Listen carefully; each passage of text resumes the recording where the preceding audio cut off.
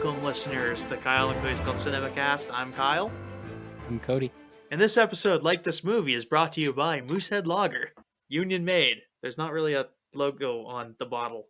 I don't know what that's supposed to be. Like, if a company is like, oh, we're all unionized, like, you got to understand that company probably doesn't have a lot going for it, and that's like the one thing that they're bragging about is the fact that they're unionized. I mean, Yeah, it's really common to say on beer. there's oh, of course. I mean, there's lots of companies that aren't unionized, and I mean that's not great, but like most companies, at least companies, I'm assuming breweries are mostly unionized.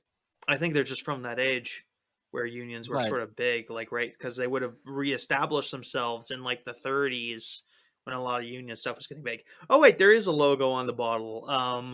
Moosehead Lager, quality and tradition. Hashtag not sponsored. is that Canadian? Oh yeah, it's a Nova Scotia beer. Yeah, well, if we're sponsored, I drink it. Well, okay, this movie's also Nova Scotia based, or Yep. ironically enough.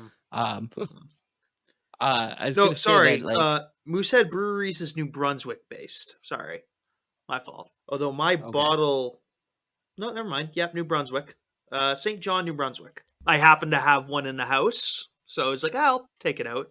I mean, I happen to have one in the house, so I was like, yeah, I'll go pick that. I'll just bring that out. It's only been in the cold room, so it's not like super cold, but I mean, that's fine with beer sometimes. What do you mean a cold room? Oh, it's just like a pantry. That's definitely okay. That's definitely not like cold at all. It's like I mean, it's room temperature beer at that point. it's a bit lower than room temperature beer. Room temperature.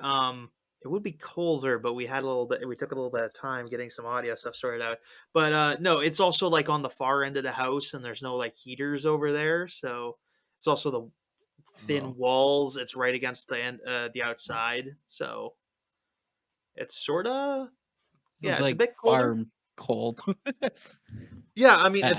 it's not heated, so like we store produce. I keep my wine in there. But yeah, Moosehead Lager is pretty good. I like it. It's one of my nicer beers. I mean, if we were actually sponsored, like, I drink a Monster Energy drink almost every single recording. Yeah. Mostly because we do fairly late recordings, so Yeah. I don't know. I sometimes do a beer. I would have done this bit for the Wolf Cop review too, but they don't make moose knuckle anymore. Because that was another example of fair enough. Yeah. Yeah, because Moose Knuckle is a really good beer. I really like that. I mean, actually, they do make it. They just call it like District Pilsner now, but it's also a lot harder to get because they peaked about the time that movie came out, and then they never really stuck it out long term. You know, just Well, I mean, like, just the name alone is kind of just like a meme name at that point in time. yeah, So, a meme name. right, Basically, no one's explained to me. like, like, okay, well, so I'm not gonna get into it. You're gonna have to actually look it up, but Yeah, that's it's the it problem. I know, Cody. yeah, well, okay, I'll just give you like some form of hint. A moose knuckle is the male equivalent of a camel toe. Yeah, I guessed that, but it was for years I had literally no clue.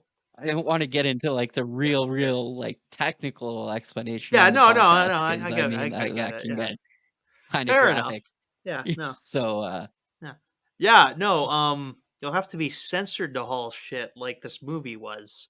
Yeah, this week we're due for oh Valentine's Day. yeah, I should have this out for Valentine's actually, so they'll have like you guys will have like 2 episodes in like within like 3 days because I haven't finished the Dark Man review yet. I have like it's really short, which means I haven't been putting as much time in it as I should be.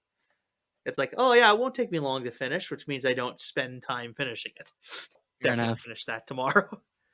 Might Definitely finish it get where tonight you're even. coming from.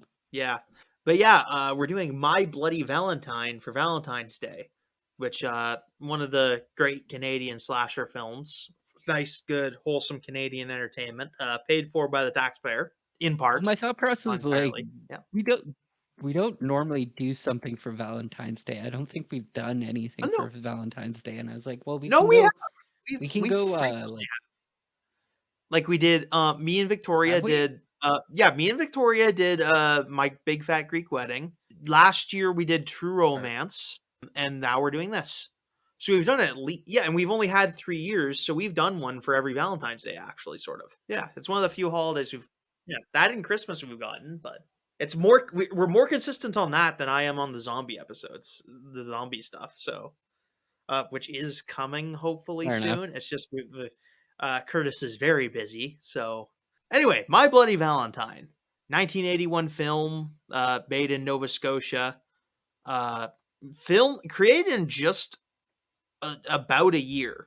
Yeah, that seems about right. Yeah. Do production. I forget. I can find. It says when production started. Production started in about mid 1980, and filming wrapped in November of 1980.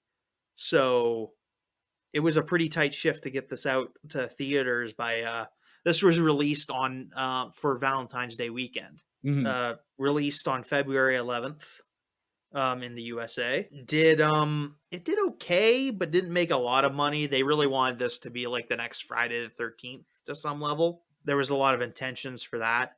Budget's 2.3 million, box office is 5.7 million, which is a profit, but it's not necessarily what people wanted. There was a lot of censorship that got hit with it. Part of it was because there was a good bit of blood. Also, I get maybe part of this is just that it was filmed with Canadian, like under Canadian sensibilities, and not like this very strict American ones. Sometimes it's also 81, so this is fairly early in the slasher trend.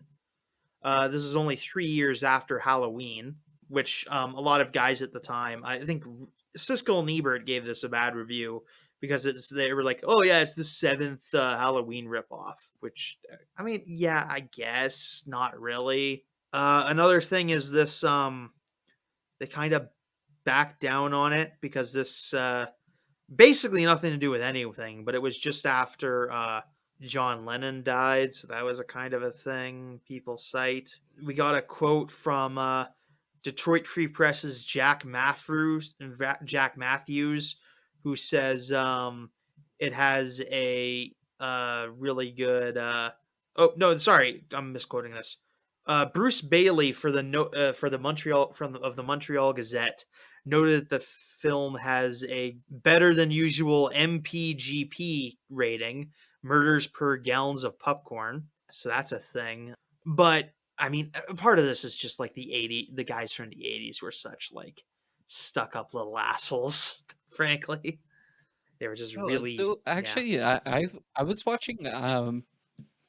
I gave Kyle two options because there was a remake in like 2009, and Yeah. I definitely understand why he didn't want to actually do Yeah. the 2009 version. It just wasn't as good, and it was overdone. Yeah. Kind of garbage at that point in time. Like it was also part of the big push for like 3D graphics, so all of the 3D in it was kind of really horribly done and stuff like that. I was watching kill count on YouTube for Mm, just a better look at some of the CGI and the special effects in this movie, and it was is just so much better than what the 3D version did because it was so hard trying to push the 3D side of it rather than like actual decent special effects. And I think the kill count I got halfway through it's the first one, the 1981 version had like 16 deaths in it, and when I stopped watching the 2009 remake, it was sitting at something like 22. So they were like fuck. really forcing, yeah. And I think I only got halfway through the video or something, so like that. Yeah, there's a lot of So death. There, I'll grant that there is a lot of killing in this movie, but I mean, for slasher victims, that's a benefit, not a bad side. But yeah, this is a pretty deadly film. Like they kill a lot of the characters, buddy. Which I don't know. It's a pretty good film. It's a pretty good film, honestly. I like a lot of it. I think it's actually probably one of the better slasher films. With a caveat that I don't really care for the twist uh at the end. It's just it Fair wasn't enough. Yeah. satisfying for me. But I do like the movie. It's just like I thought they could have Mhm. done something better with the twist. Although they moved this movie on a crunch that I would have been pressed to find something as good. But Do you think this movie hits a little way too close to home for well, I mean, not necessarily me because I didn't grow up in Estevan, but this is mm, definitely like a horror film set in like a small mining town in yeah, Canada. oh So, yeah, yeah. I mean, for the listeners who don't know, I do a good bit of volunteering at a mining museum, so I know a little bit about mines.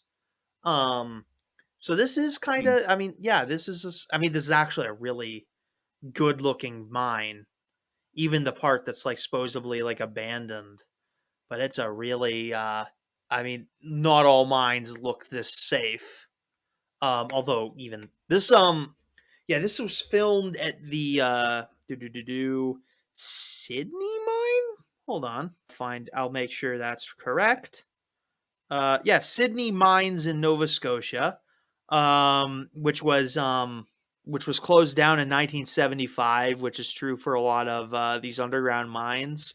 They don't do them as much anymore because I mean, any number of reasons anyone could probably pick up off the top of their head.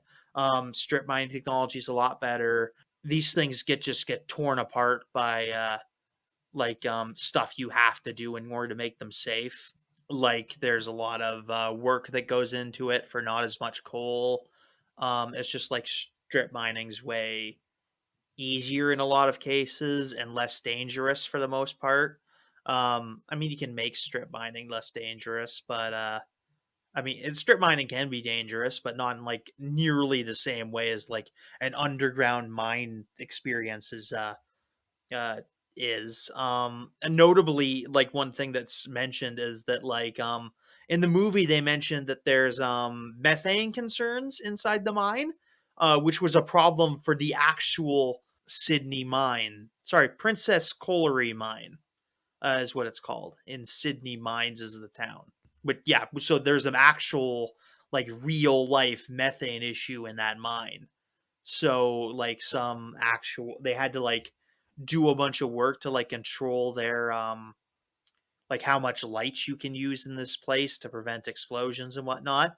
So hence why this place has like a bunch of extra hazmat gear, which you don't see in all mines. Around here in southeast Saskatchewan, it wasn't as much as a thing to have like big. I mean, there were, but it wasn't. Also, a lot of the mines went underground mines went down a little earlier around here, but that's not really relevant here. Yeah, so they're pretty dangerous. Yeah, don't yeah, underground mines just aren't a thing as much anymore. They're still around, mostly because for some things you just can't strip mine that so deep in certain situations. Depends on what you're getting, but yeah, it's just not as popular. The filming in the mines of this scene are done 820 meters underground, which is quite deep. That's 27,000. That's 2,700 feet for the barbarians in the audience. But yeah, the film mining was actually quite difficult because of also the methane levels and also just it's dark. You got to like bring all like light. It took like an hour to get all the cast and crew they needed down into the mine to do it. But yeah, it's quite interesting. They also notable production thing is they kept the identity of the killer secret for most of the movie, and didn't reveal it until the final scene, so that the actors would play their parts ambiguously, which yeah checks out because there are just moments where like different characters make like I think the actors are making acting decisions just like, oh, I might be the killer, so I gotta like tease the audience, which Yeah, I think that actually, I think it works all right. I don't think it's the best result we could have possibly hoped for, but it's quite interesting. It works, I think, for the most part. That's actually kind of cool. Yeah, No, it's just like trying to figure out the logistics of not revealing the killer until the final end of the movie. But I guess it's a fairly linear story. It's not like it's yeah, jumping around from a whole lot of yeah.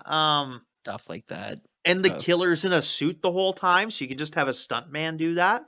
mhm, Yeah, because the killer in this, as you'll see from like the DVD cover, is dressed in this sort of like has or like a primitive, not hazmat suit, but a with an assisted breathing device to counteract methane poisoning or carbon monoxide poisoning or natural gas poisoning, whatever.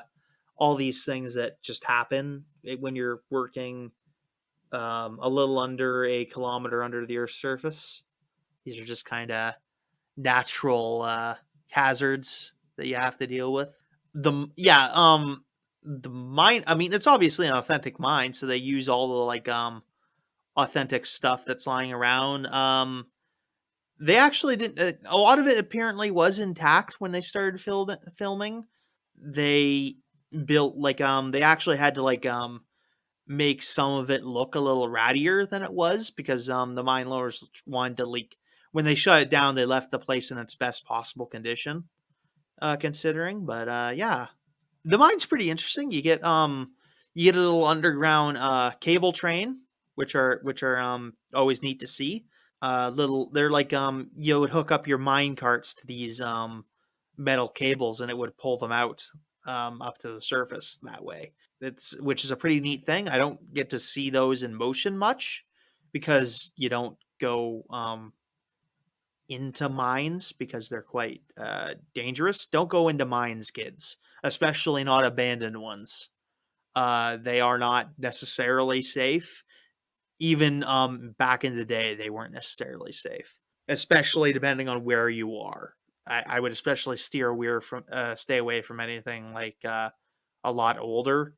You can, if you're curious, there are some lunatics who will do like mine exploration on YouTube. You can look that up. Guys that go into underground mines, including like just like gopher hole mines, which is a word for like one man mining operations where one guy just digs into the tunnel, which it's pretty spooky. You need a certain bit of nerve to do it, even if you are safe at it.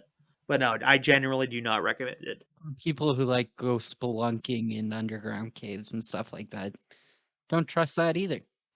No, yeah, they're not necessarily So, stable, especially when they're dilapidated. This place is not like standard for a mhm, lot of mines.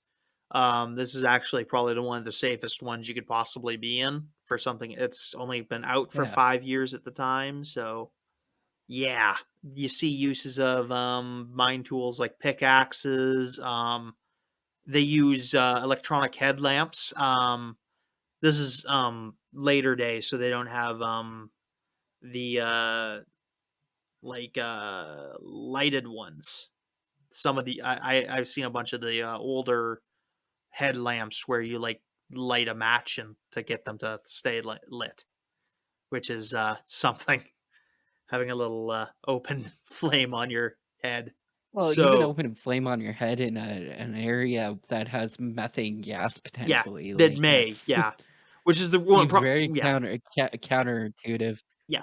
Well, yeah, this mine in particular would definitely use like that want would have adopted the electronic lamps as soon as possible because yeah, especially if it was a problem. Although yeah, I mean, there's also depending on the day.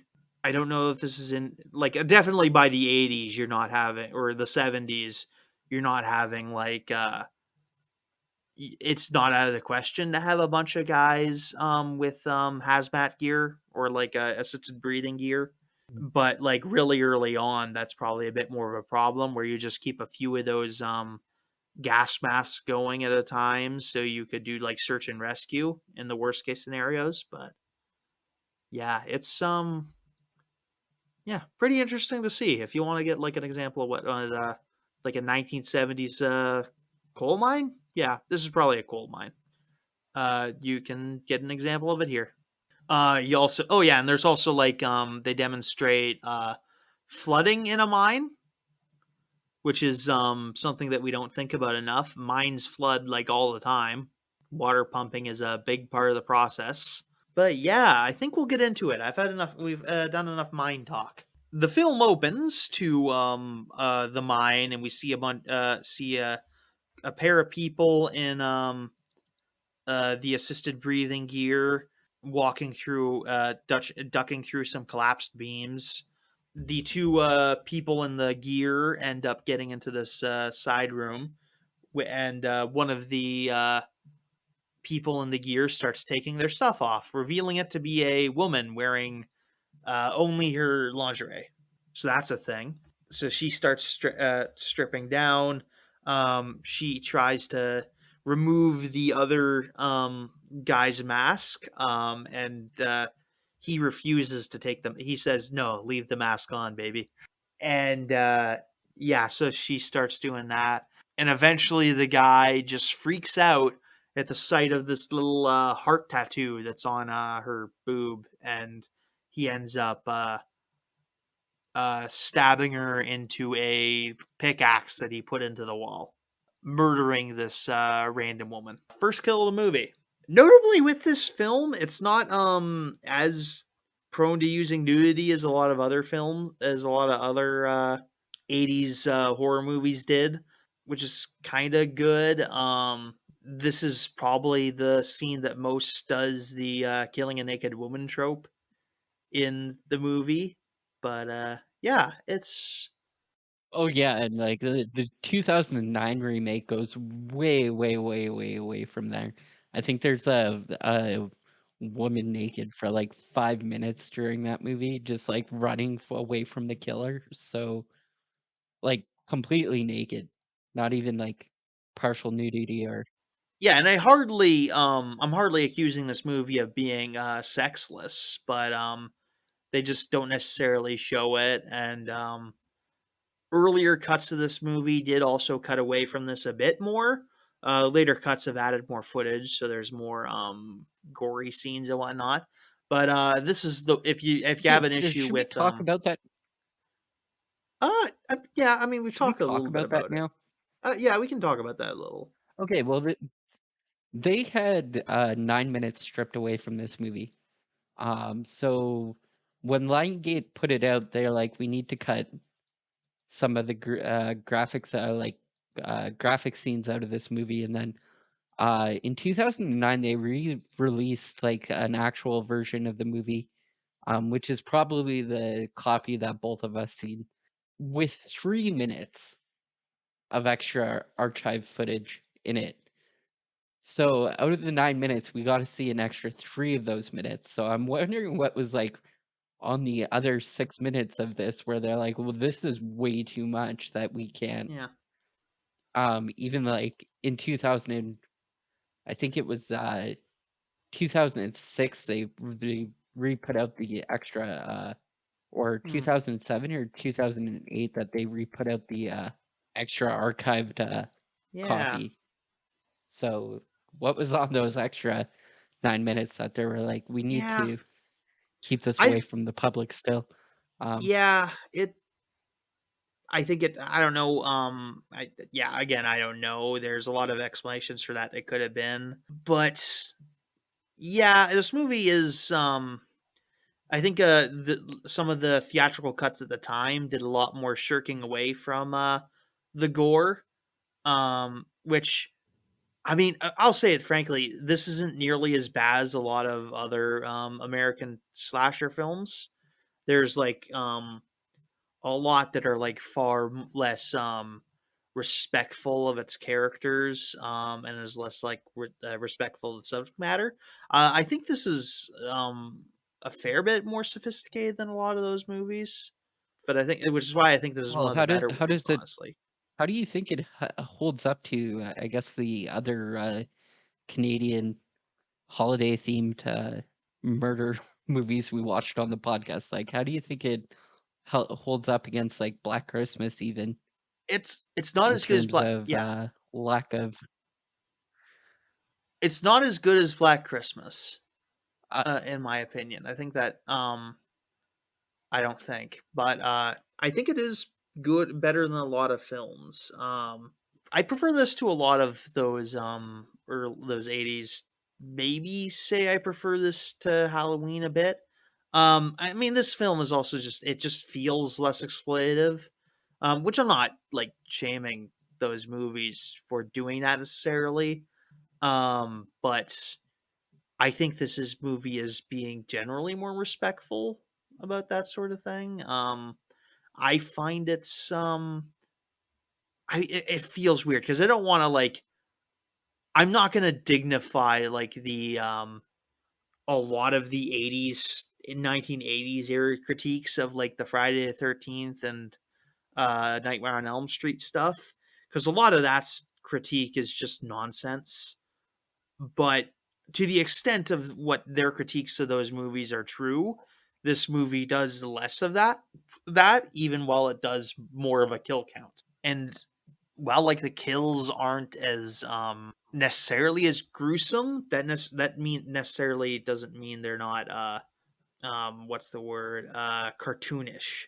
Like the kills most of this time in the film feel pretty genuine. The only real thing I'll say is it feels a bit like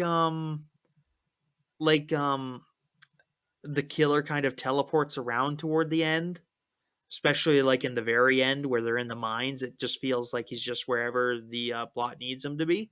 yeah, okay, that's definitely fair. Yeah, he feels like he's teleporting around a bit. Although maybe I just need to watch the Hmm. film again, but it does feel like he's yeah, I don't know. I guess maybe I need to watch the film again with knowing who the killer is to see if like that makes some more links to me. Hmm. But like maybe if I watch the film knowing who the killer is, it will make more sense. I just it just felt like he was moving around really fast. But I reserved a right to kind of retract that statement on a future rewatch. I think that's a Hmm. fair thing to do because I'm willing to give this movie a chance. I'll watch it again someday and give it that chance. Yeah. But yeah, I do kind of prefer this So, to a out of lot of curiosity, yeah. Go ahead. did you watch any of the videos on the 2009 version? No. Okay. Yeah. I think it's definitely some decent side by side comparisons, and I think if I were to have actually watched the full movie, I'd have a little bit more to say on this, but I did not. So No, I've been busy. I and we're trying to get this out before in like 3 days. So I don't know. yeah, I was definitely not expecting you to get it out in 3 days. Like I was like, oh, maybe it'll I'm gonna do my come best. out a little later, be something on the 15th side or something tops. like So yeah, I'll have yeah. 11:59 on the dot. Yeah, I've done it before. Anyway, Fair enough. so yeah, that after that we get title sequence. We then cut to some film footage from the next day. Also, I will point out this woman who's been killed is never really brought up again. I don't know where she's from. I actually kind of assume she's a prostitute, like just because no one Um, brings her up for the rest of the movie. No one reports this lady missing, so I think it's a possibility. Nobody even really talks about it at that point in time. No, Like, if you found um, a body in the mine, you'd think that they would at least like shut the mine down for a day or whatnot, and have that as like an initial plot point of the story, right? But yeah, they never find her body. Which I mean, this movie takes place over the course of like 3 4 days, so that could just be like reasonable, especially depending on where this woman came from. So but it's not like she died under like unmysterious circumstances. Like she's impaled on a pickaxe. Like there's like so if they found the body, like you'd think that there would be some more like ramifications rather than just Yeah, they know a woman of this demographic has been killed when they recover a body part belonging to this woman later in the movie. They do like, oh yeah, this is the heart of a 30-year-old woman. They never find this body, to my knowledge. Which now that they're looking for bodies, maybe they will. There's also presumably yeah, there. It's brought up later that there's like an abandoned part of this mine, which isn't getting used as much. So if she's down there, she could just never be found if they're not looking. fair enough. Yeah. Yeah, which they're going to be looking after the course of this movie. But yeah, we cut to the next day, or presumably the next day, where we see a bunch of the miners taking off, like getting going home for the day, taking off their assisted breathing suits, showering, mentioning that the methane problem in one of the lower mines has been dealt with to an effect. I don't know how that works. I don't know.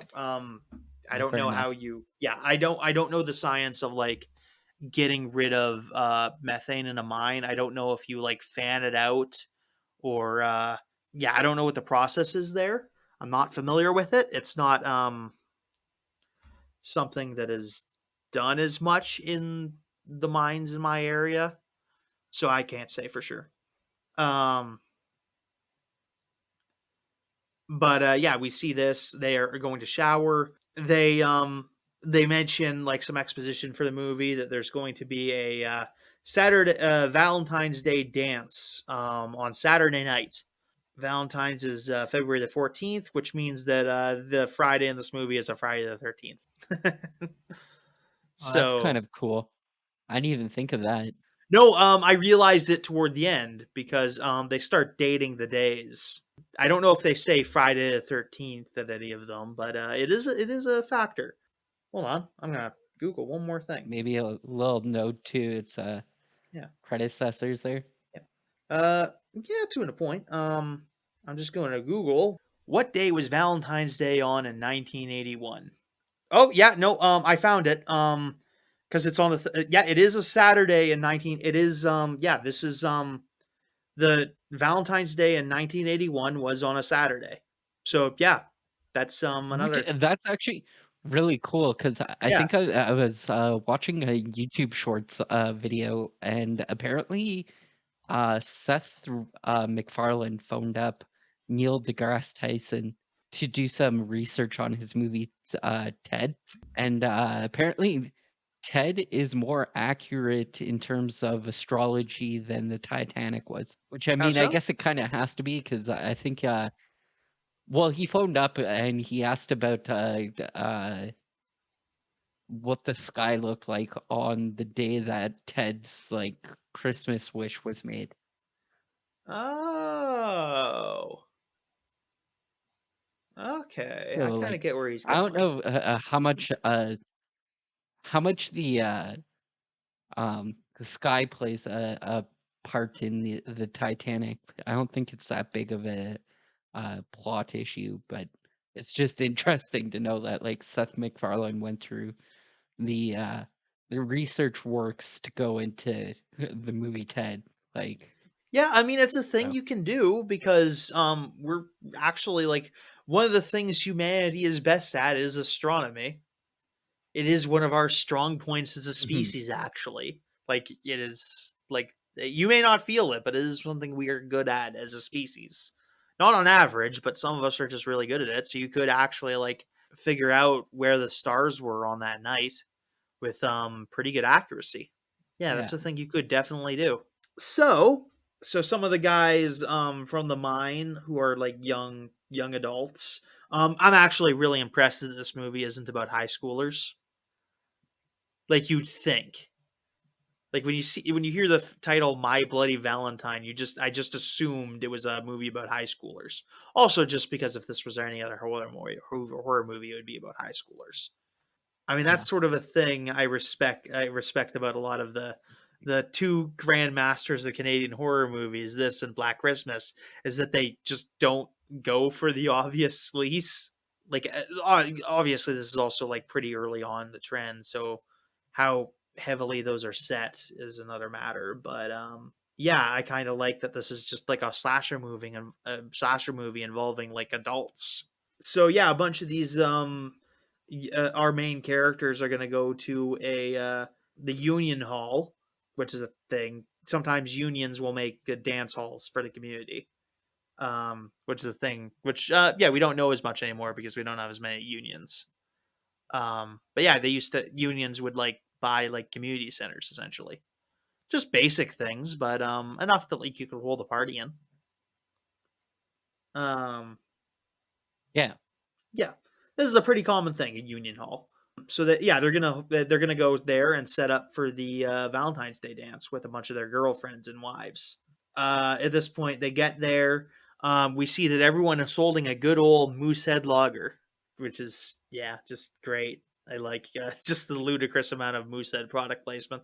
It's also pointed out one of the organizers with this, a lady called I forgot her name because she doesn't make it to the end of the movie. Mabel. Yeah, this one older lady, Mabel Osborne, is played by Patricia Hamilton, is walking up to this union hall with the mayor, played by Larry Reynolds. They're heading up there and bring us the supplies to the hall, and they deliver some exposition about the them not having a Valentine's Day dance for the last 20 years, because just for reasons that will be explained a little bit later. As they're walking out, as they're walking into this place, one of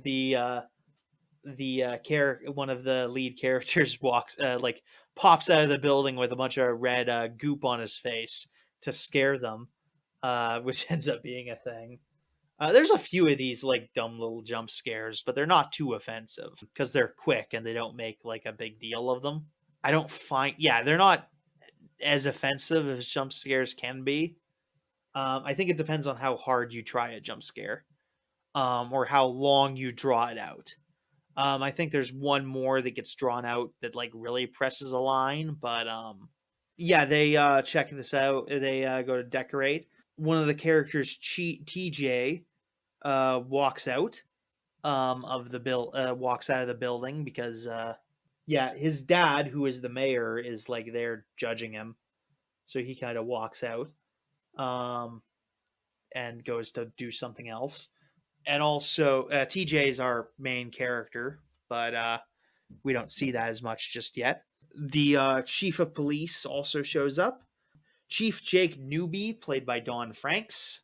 He also shows up to the place, and they go to have a thing. They have a little bit of chat before the mayor and the chief end up leaving. But as the mayor and the chief go to leave, the chief goes to one of the main group, runs out and says, "Hey, someone left these for you, Mister Mayor," and hands him over the a box of heart chocolates, which they take with the chief and the mayor take with them. And as the chief is like driving away, the mayor starts opening the box of chocolates and finds that there is a human heart inside the box.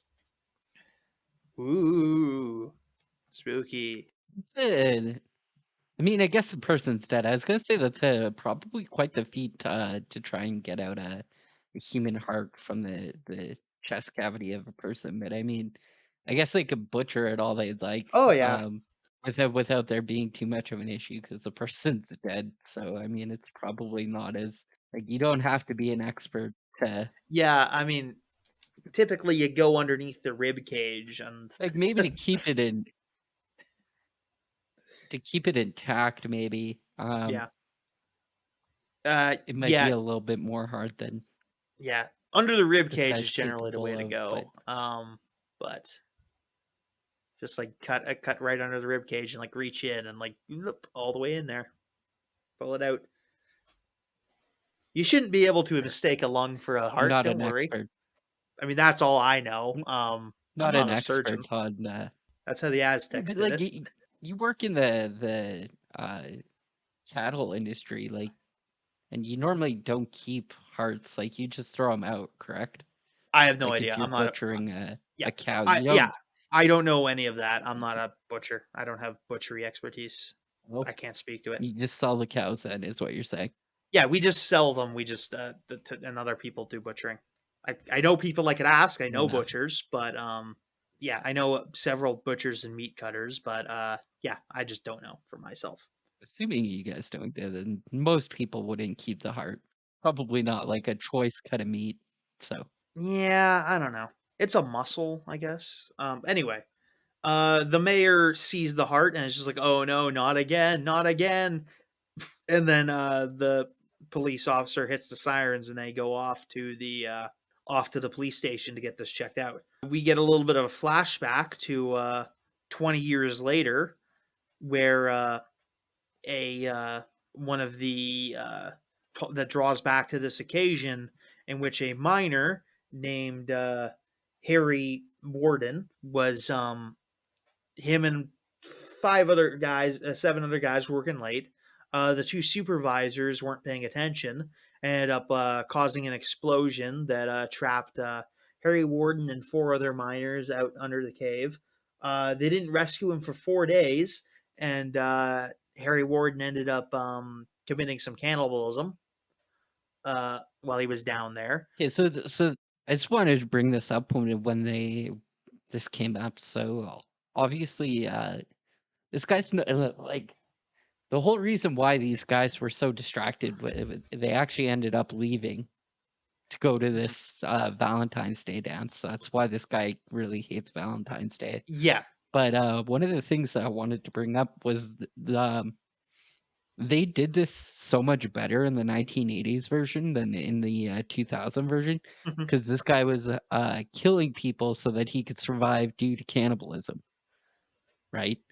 In the 2009 version, he was killing people for the sake of killing people, and later claimed it was to save oxygen down in the mine, which I mean kind of makes sense, but it's just so different than like the better version.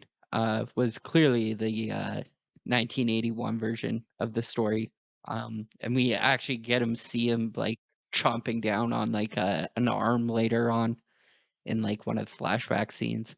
And the story of this exposition is done so much better in the 1980s version. Like the originally in the 2009 version, this is all seen through like throughout the opening credits over top of like like basically newspaper flashbacks. So like this is definitely a point for the 1981 version over the 2009 version, at least in my books. Yeah, it brings up a couple things. Yeah, there are stories of this happening. None that are like okay, a lot of okay, so here's the thing. There are rumors of this happening here and there, but especially as like mine rescue gets better.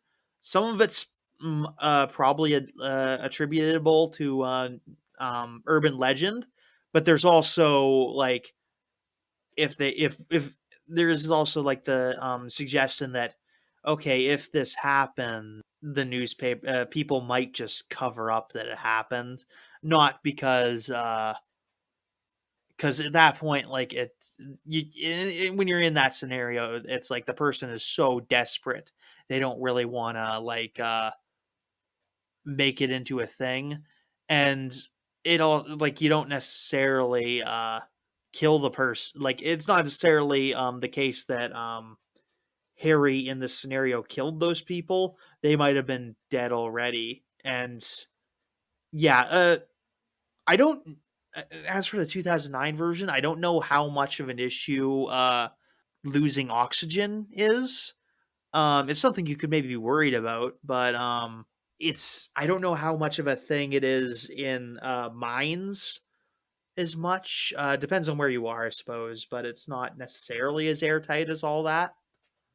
Depends though. It's definitely bad circulation though. It's going to be bad for your breathing, but I don't know it's necessarily that bad. But yeah, there are stories of this sort of thing happening. Some of it might end up being covered up just for the safety of the people involved, because it's not usually a malicious intent thing. It's more of like a, oh God, he's going to be so you're so desperate thing. Um, One of the urban legends about this is about like connects to this song called Timothy, which is a similar scenario to this. Um, but um, yeah, but that also is like, maybe, but it might not have happened. And this is all difficult to confirm because like no one's talking really. Like you can suspect all you want, but no one's talking. And these are also like conspiracies of like less than 5 people most of the time. So yeah, it's a little easier to keep it in. Yeah, fair enough. Yeah. But anyway, yeah, this is just something that's heard of. I mean, this sort of thing happens, but anyway, moving on. This is a dour topic. So after like they rescue him from the mine, they put him in a they put Frank in a mental institution.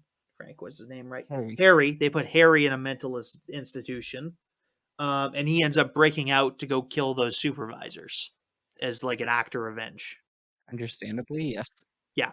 Which is actually sort of a hint to like when the murders start happening, people immediately blame Harry, but this is sort of a hint that he's not the one who was doing those murders because Harry's definitely the two murders he later does are like acts of revenge because those two managers had been negligent. And as for the guys in the cave in, it's not even for certain that he killed those guys, just that he was the last one standing. Hmm. But I mean, he also could have killed one of them. But those are acts of like revenge and or desperation, less a matter of as we see with this woman, an act of Also, presumably we don't even height. know Yeah, go ahead. what happened down in the mine. So, like, Yeah, honestly, he could have spun the story that it was not an act of, well, an act of desperation, but also an act of self-defense. If they were yeah, attempting to cannibalize him the same way he eventually cannibalizes others, then I mean, yeah, I think you might get away with a sanity plea, but yeah. like maybe a second degree murder charge or something would probably also stick, or first degree murder, maybe even like third. Yeah, but yeah, there's But a lot of scenarios, but like that's one of the reasons we don't at least I didn't initially suspect I thought that maybe like the Harry is a red herring thing is because yeah, his killings were like on one hand out of desperation or something and on another hand out of revenge and not out of like killing some random woman because he sees a heart. It just mhm, didn't necessarily line up from like a psychological perspective. The guy we see killing throughout the fair. movie is mostly killing women, um, although he does kill a few men. But mostly it's I don't know. I don't care for the killer's motivation at the end, but we'll get to that. But No, at least it the wasn't first great. set, like the heavy misogyny angle is like something I came to because the first several killings were of women, and that is a very traditional motive for a lot of serial killers. It's one of the more common, Yeah. yeah, it's one of the more common like this style serial killer murders that of this profound misogyny type thing, like Well, I think extreme case. Yeah, the serial. I think this killer has more of a motive than the killer in like Black Christmas. Well, maybe not. The original murder had like a little bit more motive, but like the killer in Black Christmas and this guy's killing is kind of just generally the same reason behind it, which is really weird because by the end of the movie, like you don't really get a feel that like this guy really, or this person really should have been a killer at all. just kind of feels like almost forced by the end of it. So I'm not gonna try and reveal too much before we hit that climax. And I did just Freudian slip it if nobody caught on to that. So hopefully nobody will figure that out and ream me out in the comment section. But We'll do a big spot of this about later. This flashback is being essentially told by the old bartender at the town bar, who's just warning a bunch of the main characters not to go to this Valentine's Day dance because it's bad juju, essentially. I mean, that's all it is. It's just bad mojo. Mhm. I mean, it's not really the dance's fault. The policeman will also be like, "Oh yeah, we need to keep this quiet as possible. We don't want there to be a riot." Which, yeah, I don't know if that's. It's always a weird motivation to me, but I don't know. I need to like see like a if someone I need to see like the reasoning of like someone who did this in real life before I like take this a little bit more serious. Yeah. Okay, I want to bring up an example of this. There was a killer in the 19, I want to say 30s, 40s, maybe even 50s, called the Axeman of New Orleans. Hmm. He was killing people with the axes that he actually found in the houses of the killers or his victims. So he'd go into their house, find an axe, and murder them with their own axe, which is kind of a cool MO, I guess. Like you don't Yeah, see that as it's odd. often. Yeah, But anyways, so he reached out to the police and he said, I really enjoyed jazz music, so I'm gonna be going on a murder spree on something like the 15th or whatever. And he said, anybody in his house who has jazz music playing, I will not come into their house and kill him. This is the only time I think that I've ever seen a murder or like reach out and say, "Hey, I will spare you if you're doing this one specific um, task." Unlike yeah, this guy who's like, "Don't have any parties on Valentine's Day or I'll murder you," is kind of the yeah. opposite. And I don't I don't get to talk about true crime enough, and I mean, honestly, if I didn't get into like cinema podcasts, I'd probably be doing a true crime podcast. But so many people do crime podcasts, so it's kind of good that at least I get to talk about some of these weird scenarios way back in the day, in some sense. Um, Which is another thing that kind of like calls into question whether or not Harry's doing these murders is because like does Harry have a thing about the Valentine's dance?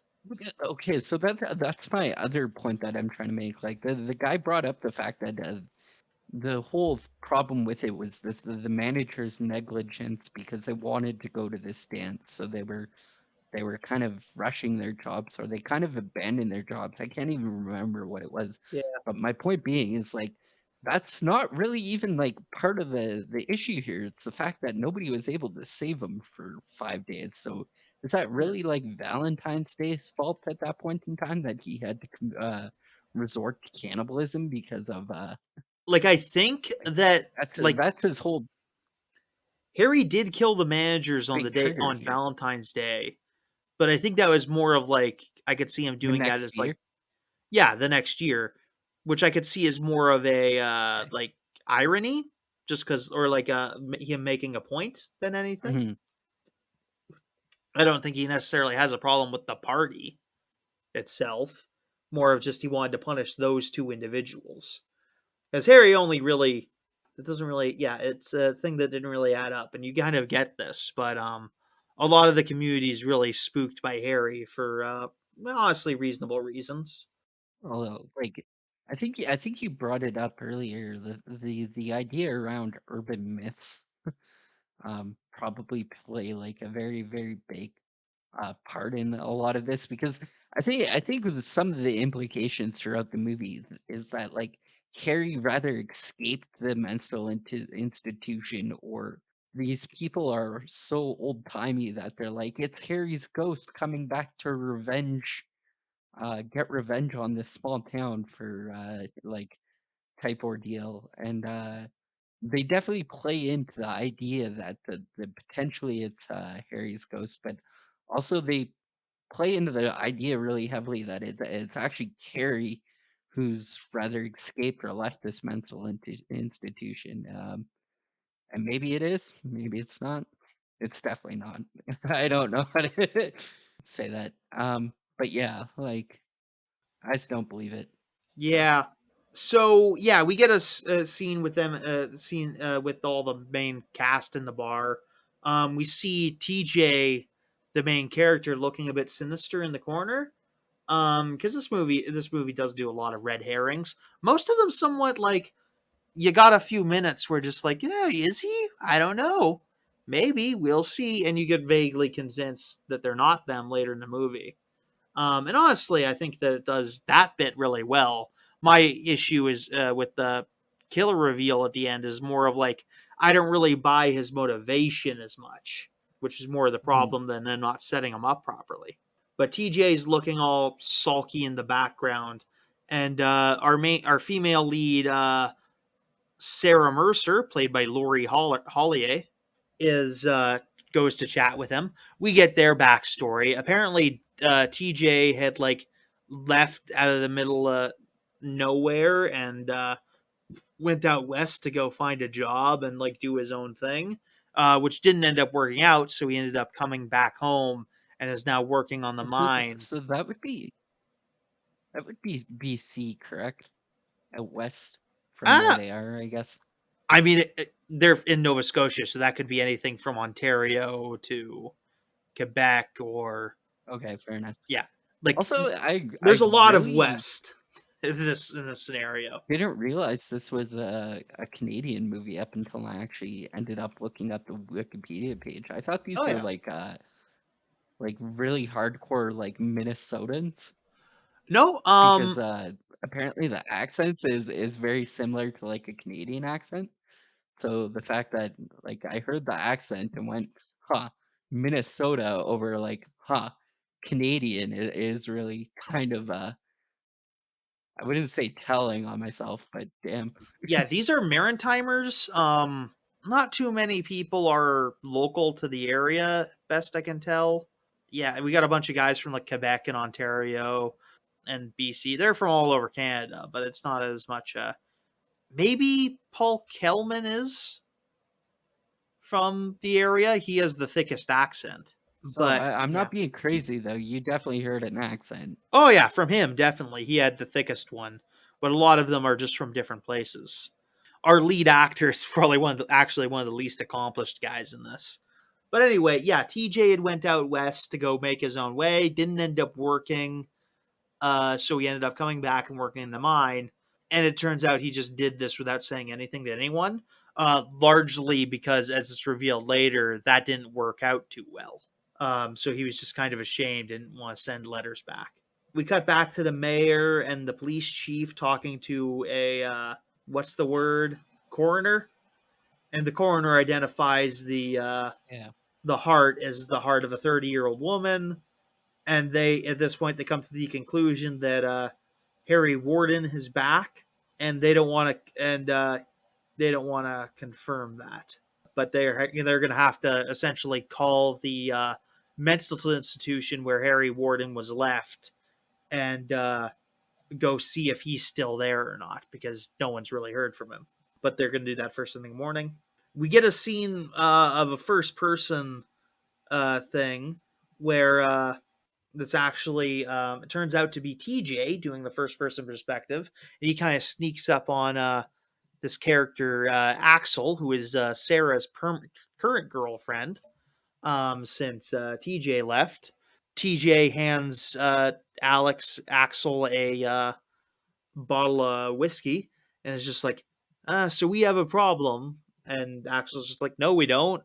She's with me now, and that's how it's going to stay. And they end up having a conversation about this. This is a tension that builds out up through the entire movie, and they're doing more to at this point in the movie. They're really heavily teasing that it's TJ is the killer. But yeah, they're doing this in a junkyard, and we cut to a scene with Mabel from earlier.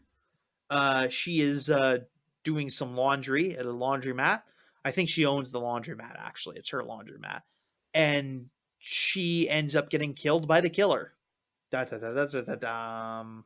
And at this point, we cut to the next day, where the police chief is having a conversation with the people in the mental hospital, and they say they have no record of Harry Warden, which means that oh, he's almost certainly not there, but they don't know where he got transferred to, and that, or if he died or something. But those records have been gone for a long time, so they're going to need to go to the go into the microfilm and go find like the original documents to see where he ended up going. But so that's a plot point in the Yeah, end. you brought up earlier that like one of the things that we as humans do good is apparently astrology. I'd like to point Astronomy. out the fact that one of the things that we actually do very shittily as human beings is bookkeeping. Yeah, you're not The wrong. amount of records we've probably lost due to like stuff like fires or Yeah. prior to computers, how much like information we've lost. I think actually notoriously getting a little bit more personal. I think one of the hospitals that I was born in actually ended up burning down, and they didn't have records of like my birth certificate for a really long time. So I had to go in through like Statistics Canada and like pull those records. So You've like, which I have a birth certificate now, but uh, yeah. need to get a new one. Yeah, that's a Well, no, thing. I need my long form birth certificate so that I can go in Oh. and try and get my like treaty rights. But I have Oh, like right. a short term certificate. But I'm waiting on my brother who started the process. And I'm hoping that if he starts the process early, I can just piggyback off of him and try and prove it via that rather than having to go in and figure all that stuff out. Uh, which once again, Because if he has it, you would probably have it. Yeah. this in total is probably going to be like a 10-year project that we're not actually going to get a whole lot out of Principle of the as matter. people because ultimately most of it like yeah it is definitely something that's definitely principled. Like I won't be able to like piggyback off the fact that I've got indigenous status after the fact and like get Yeah. my schooling paid for or anything, so I'm paying Yeah. for all my schooling out of pocket personally, well through student loans and stuff like that. But yeah, we're definitely not and it's going to be a while because basically what happens is I have to prove my grandfather's heritage, and he was adopted, but he was adopted during what could have potentially been a 60 scoop baby, and I don't know if like Ooh. those were ever sealed or opened, or if we could even like actually get that information or even really like speak to my grandfather about that because I don't think he really wants to talk about that. So justifiably, it's going to be quite the issue to prove. So There's a lot of stuff in that where I imagine where you can just say like, "Oh yeah, this paperwork got lost in like 1953 in whatever situation." And yeah, it makes a lot and you're like, "Yeah, it probably did get lost, but or, like people coming out later, like trying to figure out where their birth parents were, and they're like, yeah, the orphanage actually burnt down, and we don't have any form of other records after like the 1950s or the 1960s or whatever. So it gets really darker when you start looking into Canadian history and like residential schools where they really were trying to cover up some of the misdeeds that were going on. So yeah, a lot of it is fucked on purpose." yeah, Yeah, we cut to Friday. Yeah, I said we cut to Friday. The chief goes to check on Mabel. It's maybe hinted that they had sort of a thing. I don't think their characters share a last name in this, do they? Nope, Mabel Osborne and I Chief have no Newbie. clue. Yeah, so they maybe have a thing going on. They're friends if nothing else. It's like when they point out Mhm. that the one thing from earlier was Or it's the chief of police, right? Somebody could have just reported that Mabel's missing and that like he's investigating the fact that nobody's seen her yet. someone did also make a joke that he might be her secret admirer earlier in the movie, so that's also a thing. Fair But enough. yeah, maybe. Well, it's not like confirmed or anything. It's pretty made subtle. Which is fine. He goes to check up on her. Actually about dance stuff because the box with the heart in it said you better cancel the dance or else. So he's got to go talk to her about maybe canceling the dance. But it turns out that she is been killed. He walks into this room. This is actually a really good scene. I actually full props to Don Franks. He is one of the best actors in this movie. I think he does a very good job in a lot of scenes. This being one of them, where like you can tell he's like sniffing around for something, literally, and that he's smelling something weird, and he eventually finds Mabel stuffed into a dryer, which is a thing that is legal. Don't do it, kids. That is Um, what? it Illegal? is Putting lethal, some a lethal. dead corpse into a dry. No, Oh, no, okay. it is lethal It's like, to yeah, ride around putting in a the dead dryer. corpse into a dryer is 100% illegal. You shouldn't do it anyways. Like, Yeah, that is probably indignity to a body. That's probably a thing. I think that qualifies. well, destroying evidence, indignity to a body, fucking murder at that point, the list goes quite far. Yeah, there's probably an additional charge laid here. If they ever when they ever catch the killer. We cut back to the mine where TJ and Axel almost get into a fight over Sarah or over just regular mine stuff. But one of the characters, Hollis, played by Keith Knight, who's a really nice character. I like him quite a bit. Um, ends up breaking up the fight because he's also both their friends, so he's trying to de-escalate this. Oh, actually, no. This Hollis breaks up a later fight.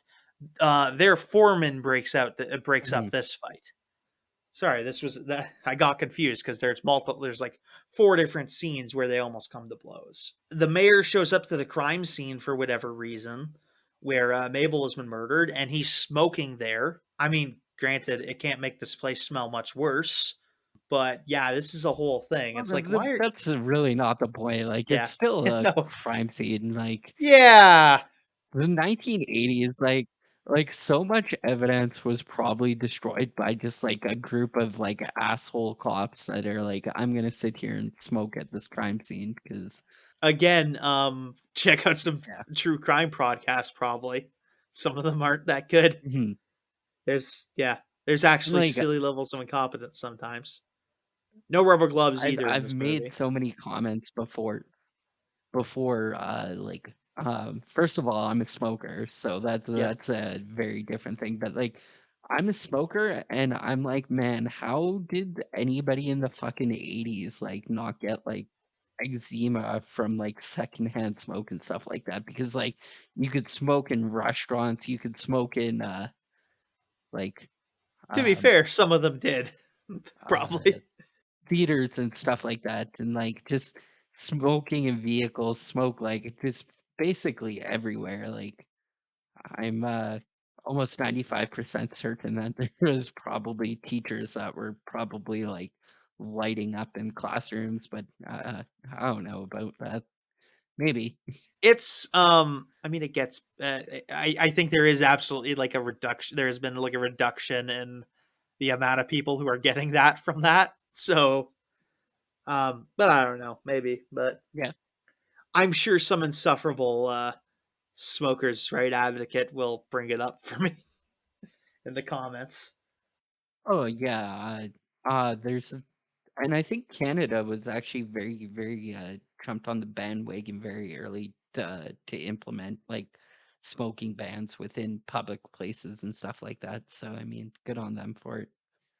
Although I do believe it was only like maybe early 2000s, maybe something quite frankly in the early 90s or something like that. But yeah, it's just absolutely insane that would even like 20 years ago, like you could be in a restaurant and then there's just some asshole like at the table next to you, like just chain smoking his way through a pack. But Yeah, that's absolutely. I think you're also absolutely right on the mark. there was one of the older guys who was carrying around like a tobacco pipe, which I wouldn't recommend for any smoker out there. Tobacco smoke is probably really, really nasty. Same Hmm. with hookah. I've smoked a hookah before. I wouldn't recommend that. Yeah, really. I suppose. I don't know. I don't Yeah. know anything about any of Um, this.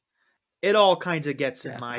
Shisha. It's a flavored tobacco that you smoke out of a hookah, and it's not great. So. Yeah, no, it all kind of gets it all kind of bugs me, like bugs my lungs a bit. So anyway, Mhm. the mayor and the chief have agree to keep quiet about the crime to avoid a riot. Yada yada yada. I'm not sure about this plot point. They've decided to cancel the dance and say that they're not allowing any parties. Although they're not saying why, so it just seems like they're being a stick in the mud, which ultimately causes a party. There was a when I was watching the kill count video, they made a joke about the chief of police becoming the mayor in Footloose, which was kind of funny. So props to them. Another 90 films where they banned parties notoriously and dancing and stuff like that. So And it all turned out well for the people that banned the party. Actually, none of the people that banned the party die, to be fair. well, I can't remember Footloose. It's been so many years. I've never seen Um, Footloose. I don't even know if I've ever actually seen Footloose. In hindsight, I just know so much about the plot that it's like one of those things that kind of caught on for me because so many other things have made references to the town in Footloose. Yeah, I know nothing about the plot at all. It's kind of like I was talking to Tyler the other day, and I brought up the fact that I don't think I've ever seen Back to the Future. I've just seen so many Back to the Future references that like there's a good chance that I know what they're referencing as a part of the I've movie at watched that all point. those So movies. Those are good. The Back to the Future movies are all really good. Even the third one, which is the weakest, I find to be a pretty good movie. fair enough.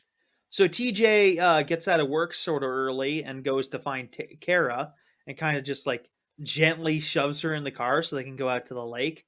And TJ explains his whole thing. He makes a big apologize to Sarah. They kiss and spend the afternoon together. Is the impression. Sarah ends up walking home that night. Why?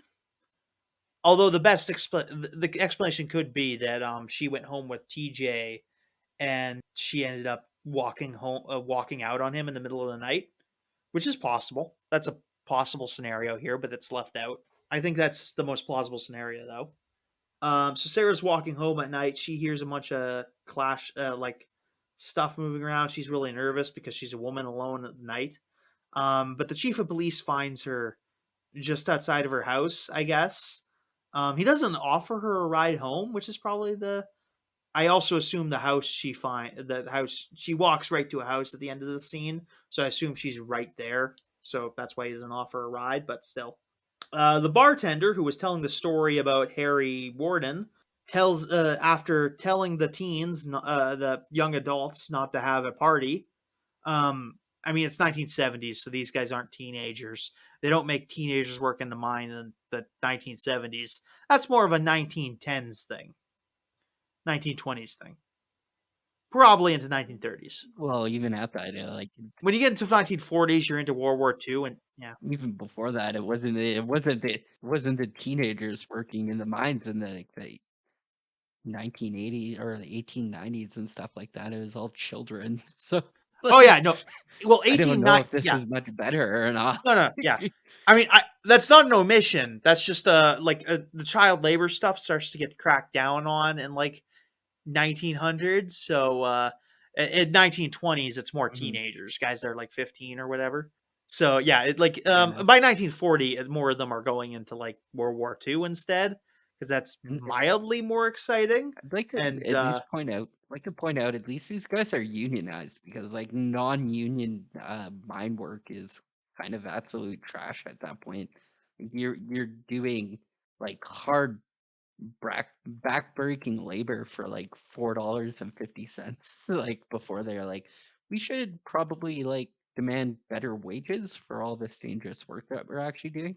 it's a So, pretty easy thing to it's a pretty easy case to make that like, hey, these guys die sometimes by being trapped into the cold embrace of the earth. Maybe we don't treat them like trash. It's not exactly the height of arrogance to suggest that. But I think by the 1970s, most coal mines are unionized. I don't. Yeah, I mhm, think that's probably a thing that is true. Also, coal mines start to like are probably on the decline at this point because people are starting to switch more to natural gas. Because actually, like coal fired electricity is a thing that is more like the modern use for them. What we did in the back in the day was more for like heating your home or barbecue briquettes was a mhm. big were the big thing. Also like steam locomotives was what gave coal mines demand back in the day. Electricity is more of a modern thing, as those other things have kind of faded away.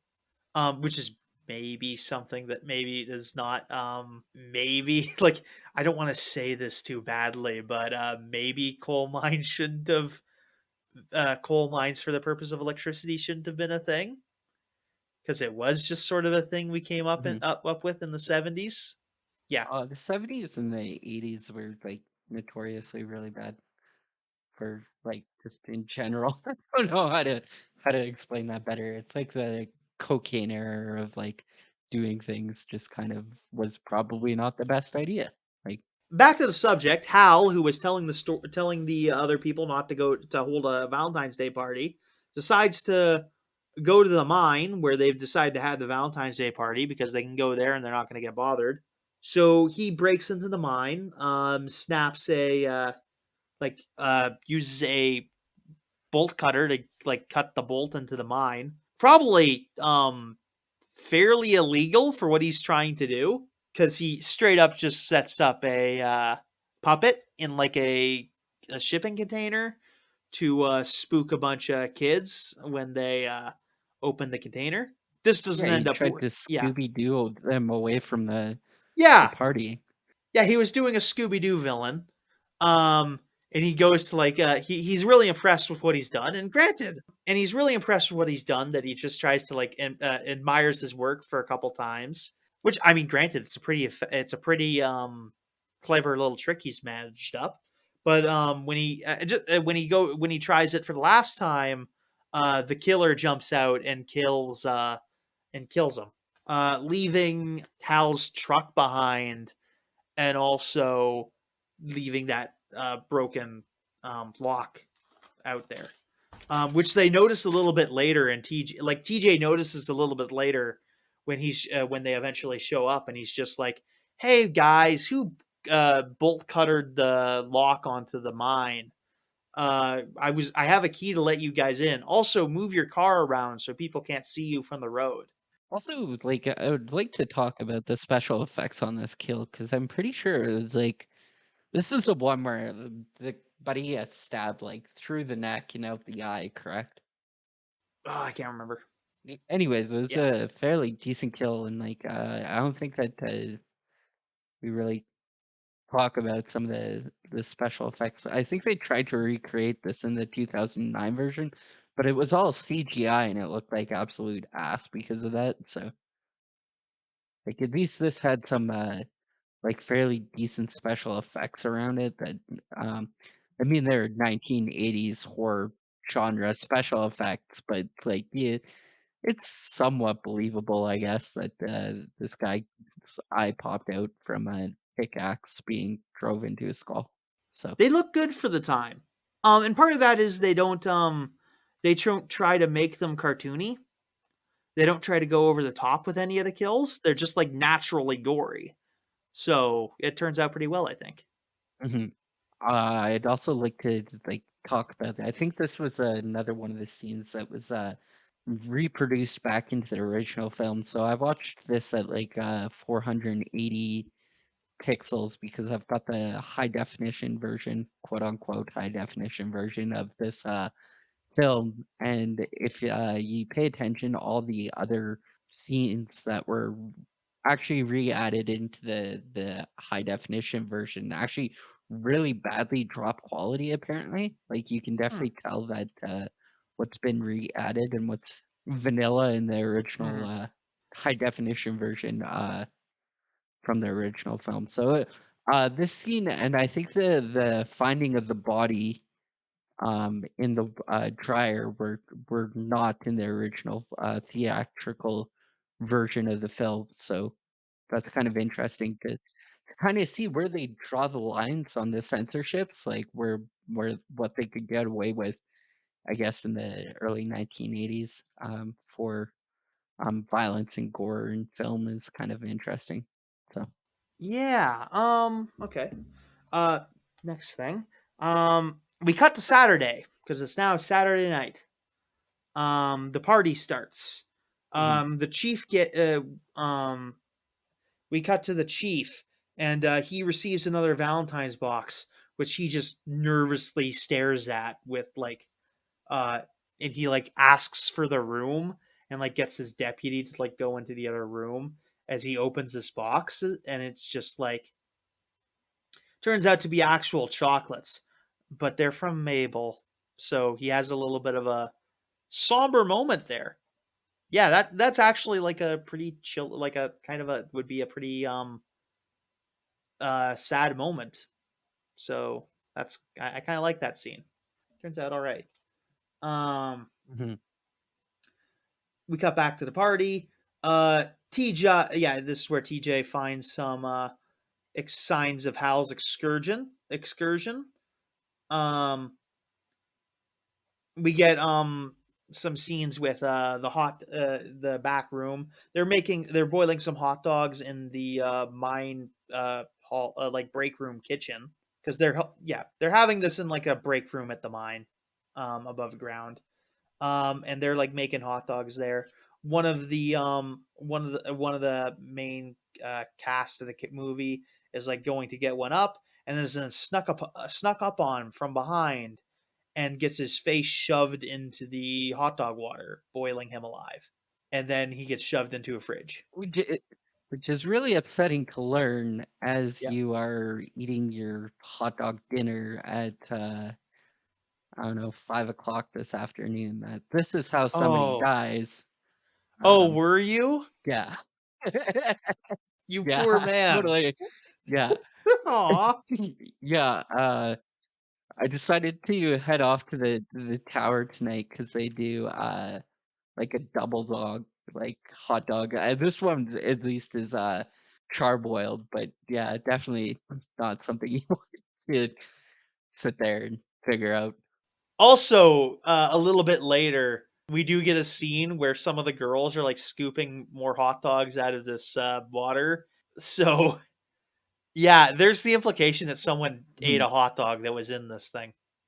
Oh yeah. Yeah, also, during that same scene, which is a little bit takes place a little bit later in the movie, what we're talking about now, some guy goes to grab some beers and just totally misses the dead body in the fridge, which ends up getting discovered like way at the end of the movie, like Yeah, half. it's Yeah. kind of funny when we look back at it, but like also like I rewatched this scene because I was watching a video on it, right?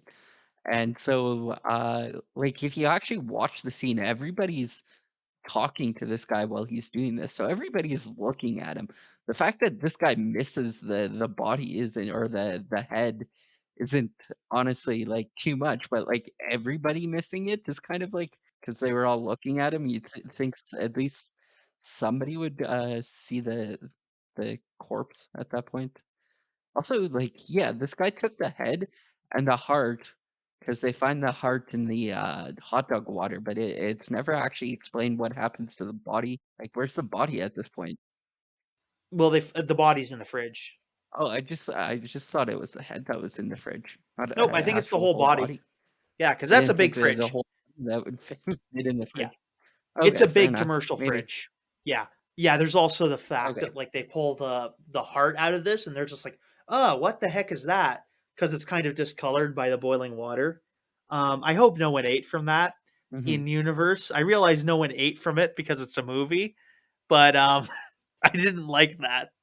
That was kind of unpleasant, and more unpleasant for you. Definitely more unpleasant for me. Yeah, no, I'm sorry you had to go through that actually, genuinely. After this, the chief of police goes outside to go check on the sounds of some dogs barking, and they finds that they're sniffing at this bloody Valentine's Day box, and he finds another heart inside, and says that you didn't stop the party. This is your fault. And then he goes to go check on the mine, which he doesn't end up doing because someone calls him and turns him around at the last second. Literally at the last second, he pulls up to the mine gate and then turns right around.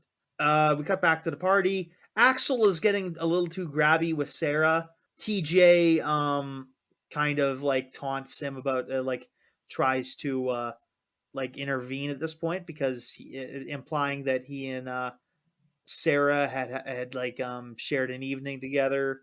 They get into a fight that this is the one Hollis ends up breaking up, but Sarah ends up kind of rejecting them both because it's become too much of a drama situation. And Axel goes off outside to go cry in a corner somewhere. TJ just sticks around and be sad. A couple goes to go make out in the lockers in at the surface of the mine. Um, he ends up. This is the point where the girl ends up sending him to go get some beers. He goes to go get some beers, and the time that he's gone getting the beers, she gets murdered. And like stabbed onto a water faucet. I guess it's a pretty we don't see the whole thing, but it's a pretty gruesome scene. This is also the point where yeah, yeah, I would say like a shower head, but it's not quite a shower head. yeah, It's like a really shitty shower yeah. head. So water faucet's probably like the I mean, yeah. best These straight are up we definition see for what it. these shower heads look like. They're just like pipes that have been like squeezed at the end. So Mhm. that is something you could stab a guy on. It's not Yeah. sharp, but it's not pleasant. It's probably just as sharp as the pickaxe is when you get down to it. Because pickaxes are kind of blunt at the end. It's more of a momentum thing and putting it at one like point more than having like a sharp tip. Also, you're hitting rocks, so any tip would kind of like break apart at the end. Yeah, this is a whole scene where he kind of like chases her around and ends up killing the killer ends up killing her. TJ, some Hollis and a bunch of the other people go take some of the girls on a minecart ride. TJ discourages this, but doesn't end up stopping them, and they end up going Jeez. on a I'd like to bring up like yeah. the Oh yeah, blatant I know. sexism in this scene. Yeah, I love this quote because it's completely and entirely stupid. It's like, remember the number one rules in the mine. And they're like, I was thinking, like, yeah, don't go to the mines while you're shit faced, or operate heavy machinery while you're shit faced, or go to the mines to get shit faced. And then they're like, no women are allowed at the mines. And I'm like, what? yeah. That's the biggest concern at this point. It's not the fact that everybody's wasted, it's the fact that, like, To an extent, what they mean is that you're not supposed to bring like people who aren't like safety trained and like into the mine or people without safety equipment, which could apply to anyone, but in this like obviously 1980s ass time does apply. They do consider it to apply exclusively to women, which isn't entirely accurate. There's mhm, men that aren't good at this, but yeah, that is the the pure purpose behind the rule is just to keep untrained, unprotected people out of the mine. But it's just but because it's the olden times, it's got to be worded in this really like misogynistic way. But yeah, it is technically a rule about like don't bring your girlfriend into the mine, which they could just say that. Don't yeah. like Yeah, it's just it's worded in like a really And problematic way. I don't know if this is actually a rule or just something that they're saying at that point in time, but like even the way that it was brought up in conversation, it feels kind of icky for that whole entire reason.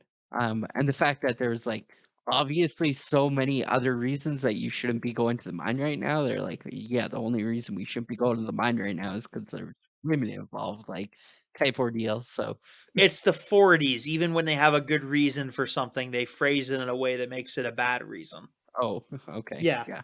yeah, that's because yeah, like I'm sure this is a 1940s ass rule, but I mean it's the 80s, which is the later 40, which is the later 1980s, in a way.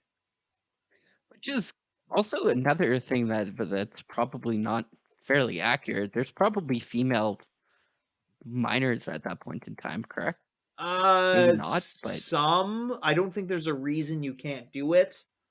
In mhm, 1981. But I don't know what how thoroughly like labor laws have been changed to this point. But fair like I enough. think you literally can. It's obviously like Mhm, it's continuously these industries are like overrepresented by men.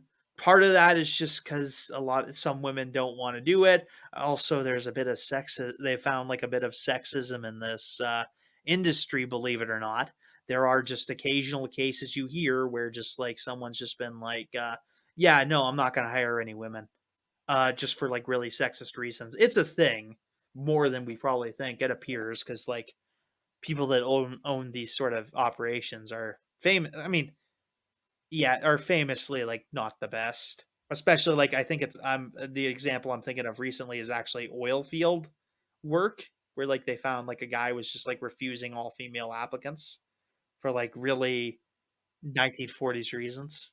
excellent example of this is, definitely, Bill Murray. If you don't know who that was, John Oliver did a really big piece on him, and then also did another really big piece on the fact that, Bill Murray tried to sue him for, talking about him on the, Late Night with John Oliver, or Is this Last Bill Week Miller? and Is this Tonight with John Oliver, whatever the fuck. is this Bill Murray the actor? No, Okay, he's, the world mining tycoon. mogul. I think I know what you're talking about. It's Yeah. he's like a mine mogul or something.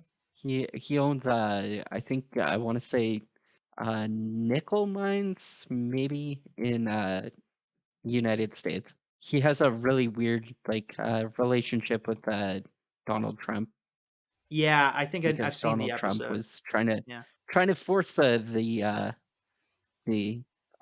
coal mines to be a thing again, so Yeah, which, I yeah. mean, they still are, they just not to the extent they used to be, and I think we talked a lot about that earlier on, so I feel like I need to do more research to figure out when that peaked, like coal power plants peaked. But anyway, moving on. The guy whose girlfriend got murdered in the shower has found her, and also simultaneously, some woman looked in one of the ladies looked in the fridge and found the guy who got burned in the hot dog water, and they both basically simultaneously show up at the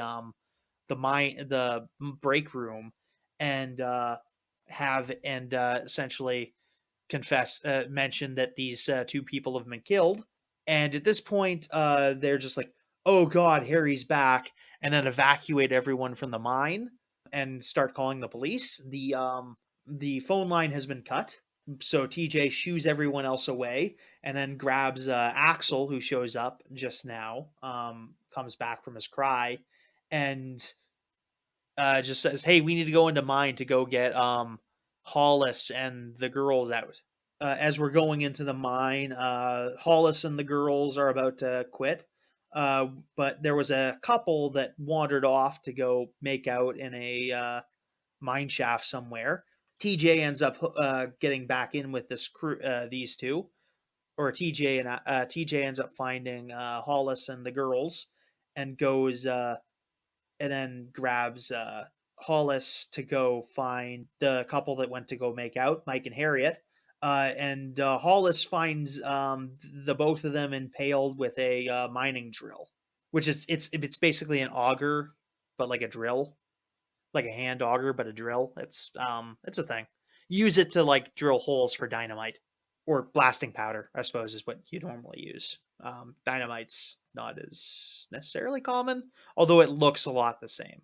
Although maybe they're the same thing, maybe, and I'm Yeah. just like not remembering this right. But I've always, in my local sources, I always hear it called blasting powder. I don't see a lot of references to dynamite. Anyway, moving on. This is my hang up. Yeah, so Mike and Harry get like stabbed with a big mining drill because yeah, in the 1980s these things aren't as also you're only drilling a hole that's like a couple 4 5 inches deep. It's not like you're not making something super deep. Um uh Yeah, that's yeah. not my like real big concern. You're like, this is my hang up about the film, and then you're like, there's some weird inaccuracies on this slasher murder horror film about mining equipment.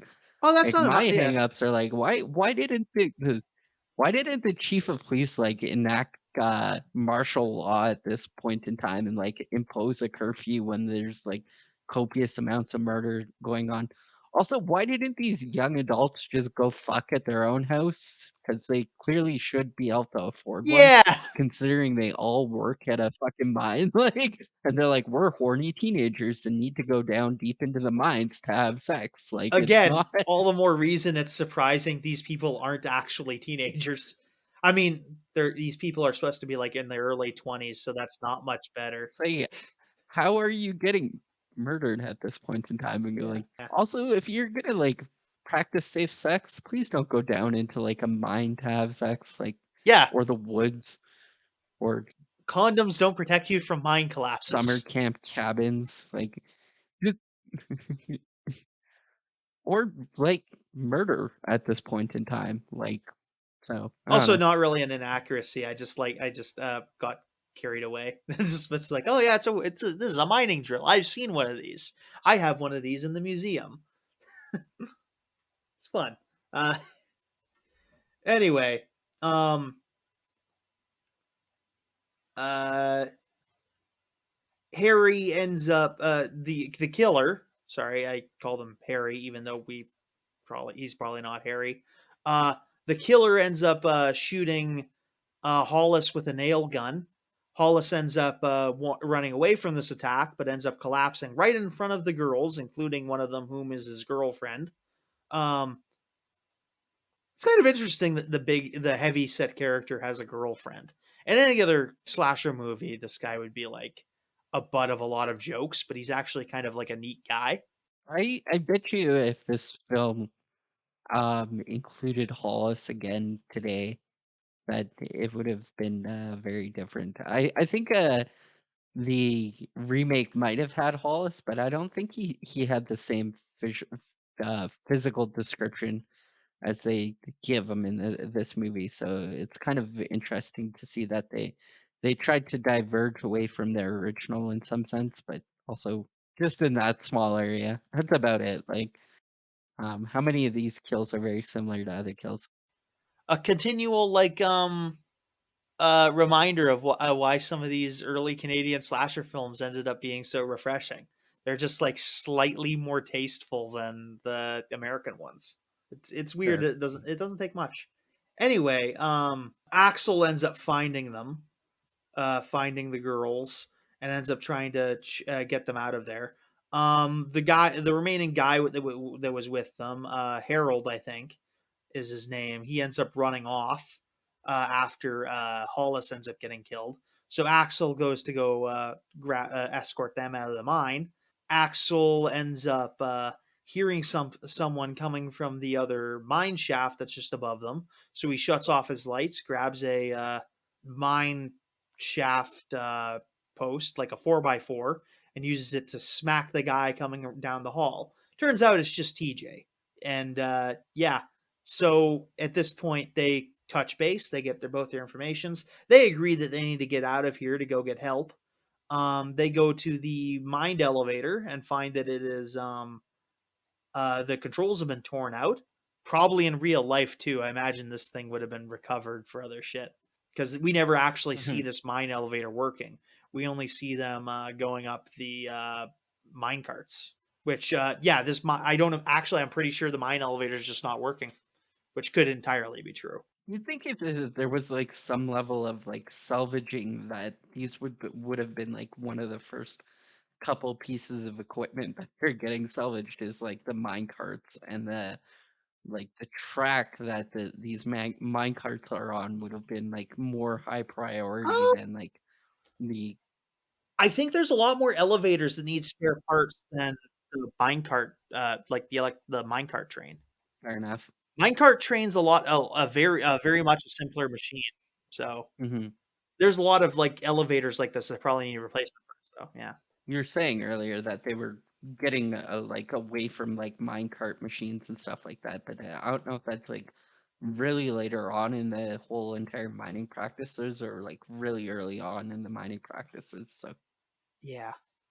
I guess it all depends on the direction you really need to go, whether uh, left or right or up and down. So Well, here's the thing: the mine carts are actually those are less used to haul down people and more used to you pull those up a big ramp, which essentially dumps all the coal into it's called a steeple, and you would use that to dump the coal into a truck or a train or whatever from mhm, up by taking it up to steeple, which goes to like level with the top of the machine, the top of the bin that you're putting it in.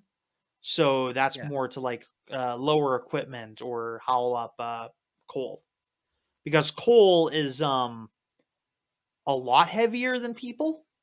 fair enough. Yeah. Each of those carts could be loaded up with like several tons of material. Anyway, so they end up trying to use the ladder to get out of the mine. They end up trying to do that, but as they're getting to the top, Harold falls out from the top of the ladder, which means they go back off from the ladder because that apparently means that the killer's at the top of the ladder. They go to go find another way by going over this underwater pond, which is 60 feet deep. Yeah, that water's a very scary thing in underground mines, actually. It's a lot of you spend a lot of work actually getting water out of mines. It's actually a big deal. That in the 30s you don't necessarily get paid for is also the thing. Axel says he's going to guard the back of the bridge, and sends TJ and the girls up ahead. They hear a scuffle at the other end and TJ goes back to go check on Axel and finds that he has been shoved into the water and sees his headlamp fading away at the bottom of the pool.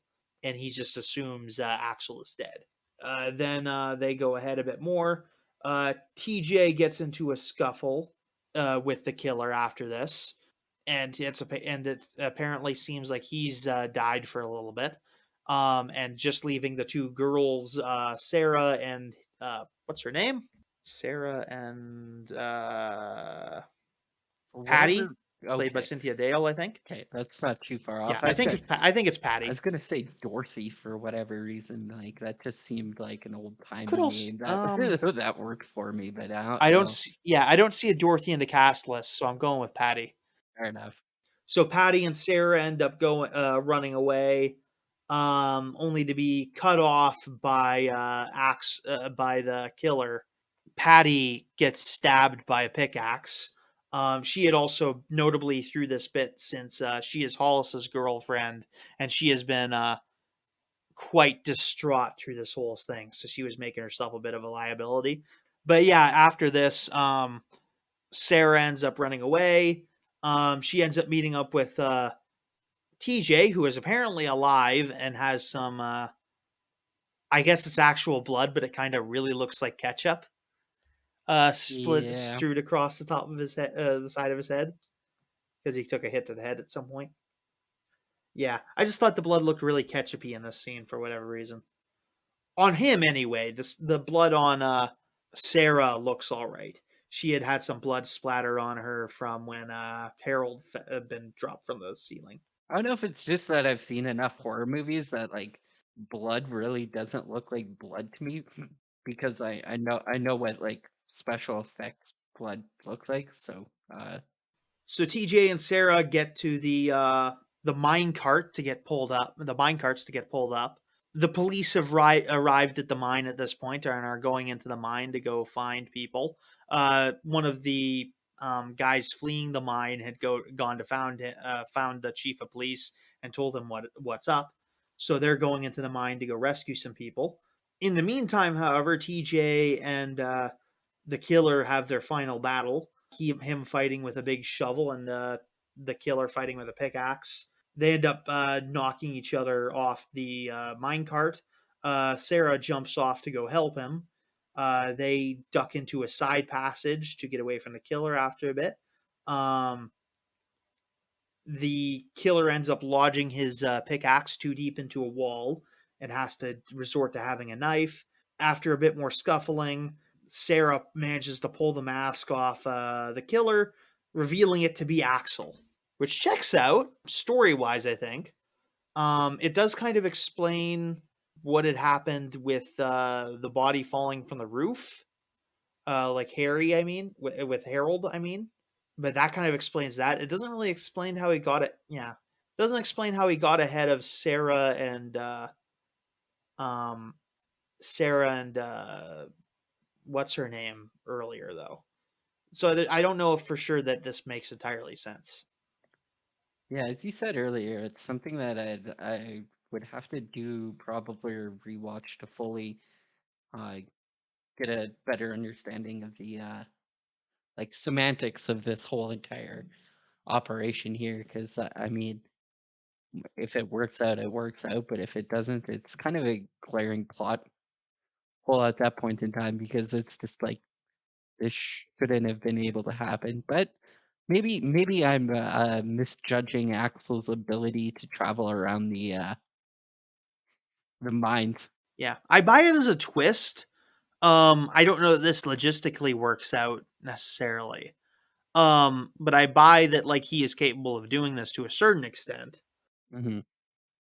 What's a little less conceivable is his motivation.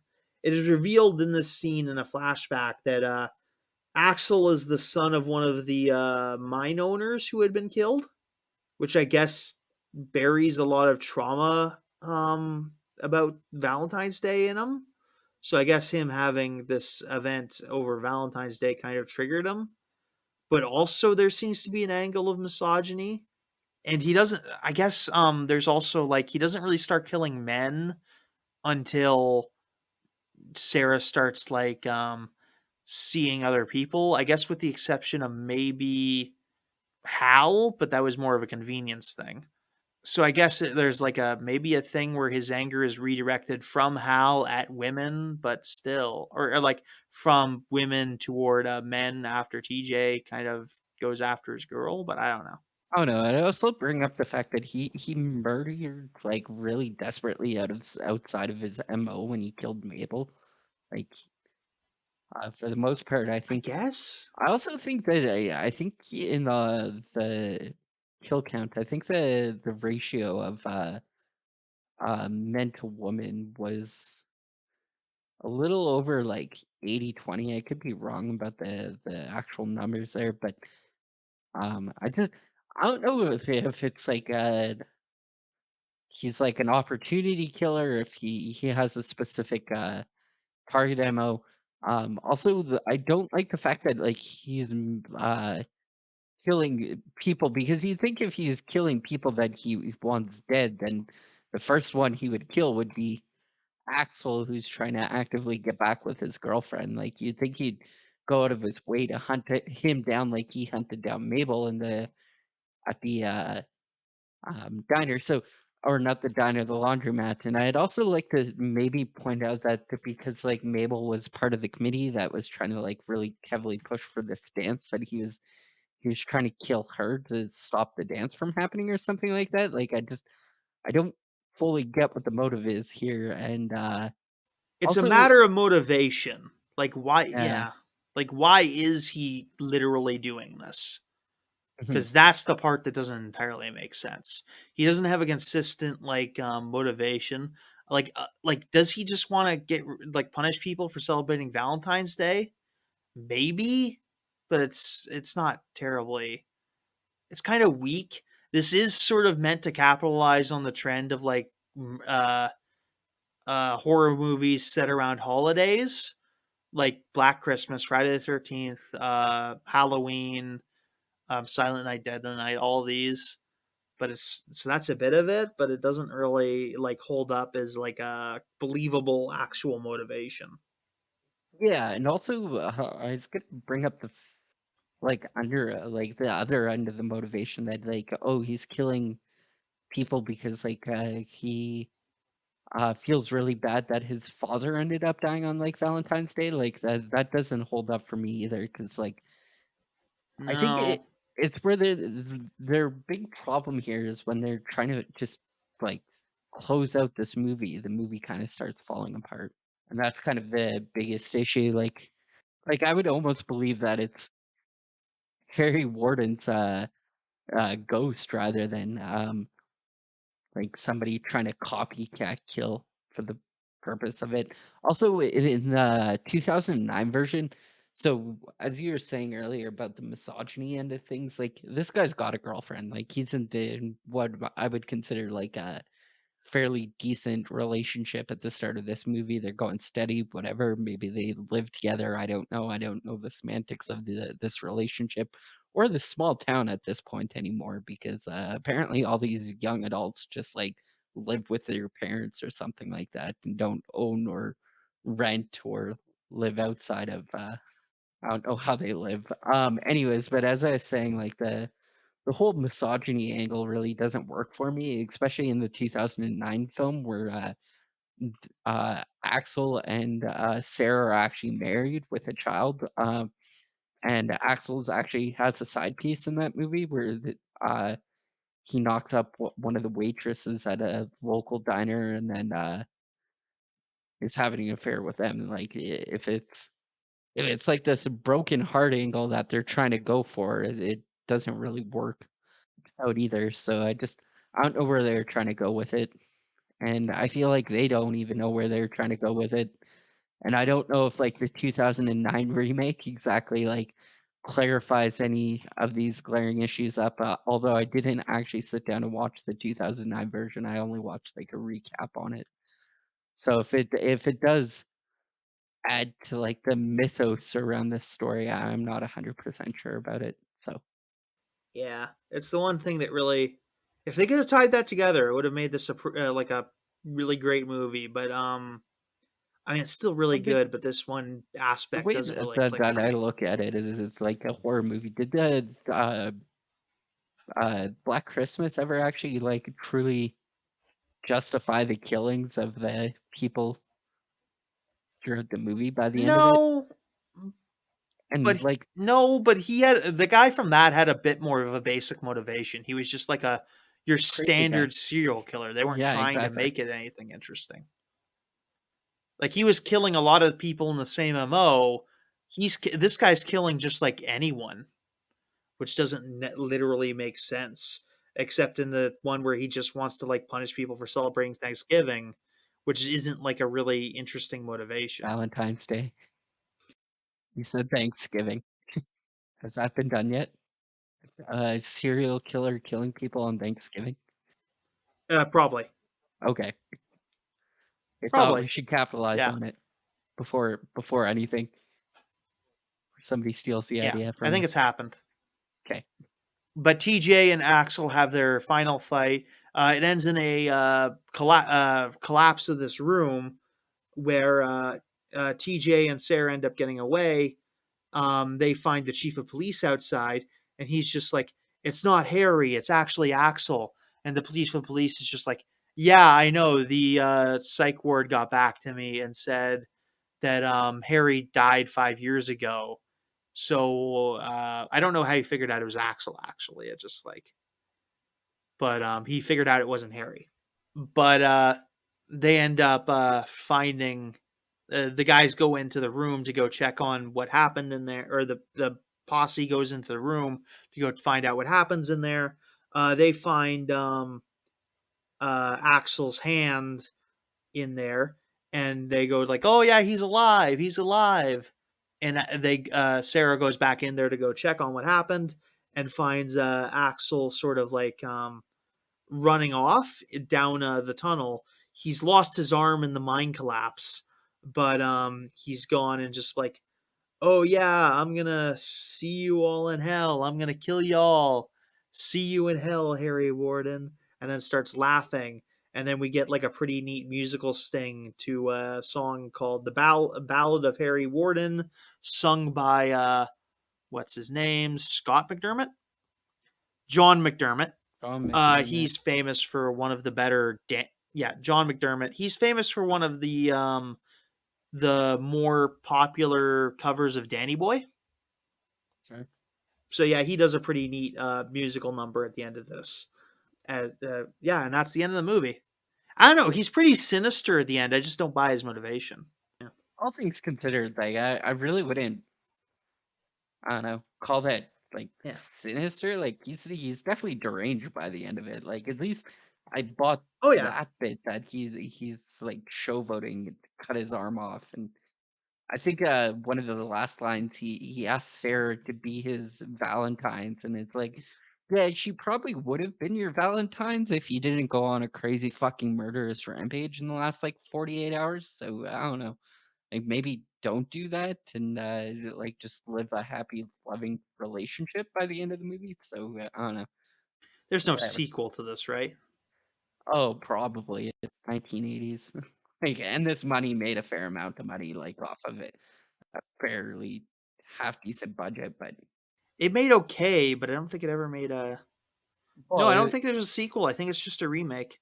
well, yeah, it's a box office success by anybody else's standards except for Lionsgate, apparently, because they wanted it to be the new Mm-hmm. Friday the 13th. But I just don't know if that's even looking up. I think I ended up googling Valentine's Day horror films, and I think it's a very undervalued market.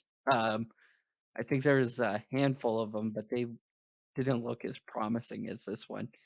And this one was like 2 out of the 3. And then I think another one was about the Valentine's Day massacre, which was a gang fight between Al Capone and another Bugsy Seagal. I want to say I could be wrong.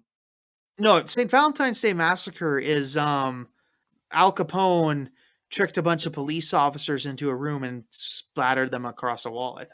No, I think he killed police officers in that. no. What Unless I'm happened wrong. is Al Capone Hold on. basically detained a whole bunch of people as fake police officers and killed gang members so that he can gain Oh, more right. Yep, territory yep, yep. You're right. You're right. You're right. within You're right. within the prohibition era underground. You are correct. I had that wrong.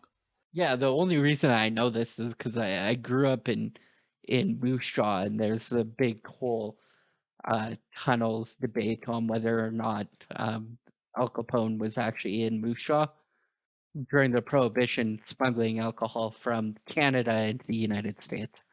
It's like one of the touristy things to do in Moose Jaw, the tunnels of Moose Jaw. So if you're ever in Moose Jaw, I mean, check them out. But I just don't know if there's exactly 100% validity of Al Capone actually having been there. Al Capone, I'm not sure. There were other guys. Hmm. Al Capone, I think, did bean. Al Capone, what? Like, I do have more of a first-hand story of like Al Capone showing up in a Bean Fate. So he was in Canada at one point. Oh yeah, Um, one of the major ones who actually came was oh, what's his name? Dutch Sloltz. Dutch Sloltz was a big one who visited Bean Fate. Dutch Sloltz is famous for eventually would try to kill this guy Dewey, who would run against Truman for president of the United States. fair enough. I have no clue what you're talking about or who you're talking about, but was he a prohibition like gangster at that point in time? Like, no. Dutch Sloltz, yeah, he was a prohibition gangster, and Dewey was a prosecutor or a judge or something, and he was Hmm. going after a bunch of the gangsters.